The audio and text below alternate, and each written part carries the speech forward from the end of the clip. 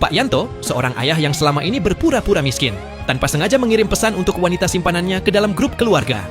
Saat Mariati melihat pesan itu, ia langsung menunjukkannya kepada ibunya dengan penuh kebingungan. Keduanya tidak bisa percaya, pria yang selalu mengeluh tidak punya uang, ternyata mampu membiayai wanita lain, dan seorang anak laki-laki. Saat Pak Yanto pulang untuk makan malam, Mariati tak bisa menahan diri, dan langsung menanyakan siapa anak laki-laki dalam pesan tersebut. Barulah Pak Yanto menyadari kesalahannya. Ia buru-buru menarik pesan itu, dan beralasan bahwa itu hanya pesan massal yang salah kirim. Sang ibu tidak berdebat, ia hanya diam, lalu meninggalkan meja makan dengan tenang. Namun Mariati tidak ingin berhenti sampai di situ. Ia ingin mengetahui kebenaran, tetapi Pak Yanto menyuruhnya makan dan mengatakan semuanya akan dibahas setelah tahun baru.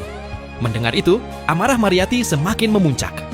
Ia tahu betul ayahnya menyadari kerja keras ibunya, tetapi sebelumnya justru mengeluh masakan ibunya tidak enak dan menyuruhnya memasak ulang, bahkan berencana pergi berlibur dengan wanita lain saat ibunya sibuk di dapur.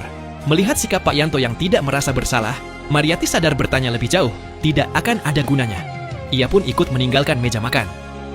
Malam itu, saat Pak Yanto tertidur di sofa, diam-diam Mariati mengambil ponselnya. Dari situlah semuanya terungkap. Ternyata Pak Yanto telah bersama wanita simpanannya selama 14 tahun.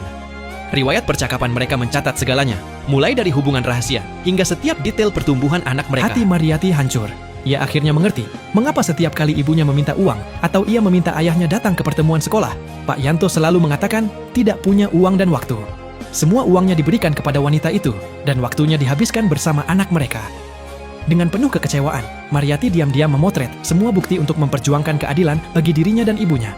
Keesokan harinya, setelah Pak Yanto pergi dengan perasaan bersalah, Mariati menunjukkan semua bukti itu kepada ibunya. Dengan hati hancur, mereka menghitung dan menemukan bahwa Pak Yanto memiliki tabungan hingga jutaan yuan, bahkan telah membelikan rumah untuk wanita simpanannya. Ironisnya, itu terjadi tepat saat ibunya membutuhkan operasi leher dengan biaya 80.000 yuan. Namun Pak Yanto menolak membayar dan hanya menyuruhnya minum obat jangka panjang.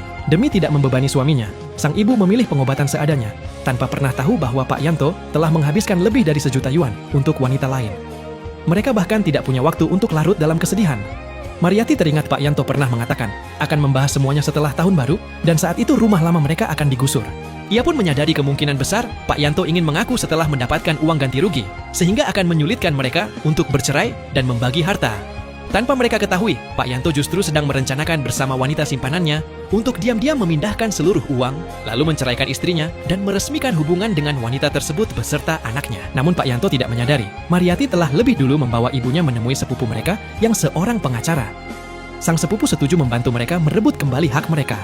Berdasarkan semua bukti yang ada, sang pengacara mengatakan secara teori mereka bisa mendapatkan sebagian besar harta. Namun ada masalah besar, sertifikat rumah lama hanya atas nama Pak Yanto. Mereka harus menambahkan nama sang ibu sebelum rumah itu digusur. Selain itu, semua uang dipegang oleh Pak Yanto. Jika ia memindahkannya lebih dulu, maka akan sulit untuk mendapatkannya kembali. Mendengar itu, sang pengacara pun segera menyusun sebuah rencana yang akan menjadi penentu segalanya.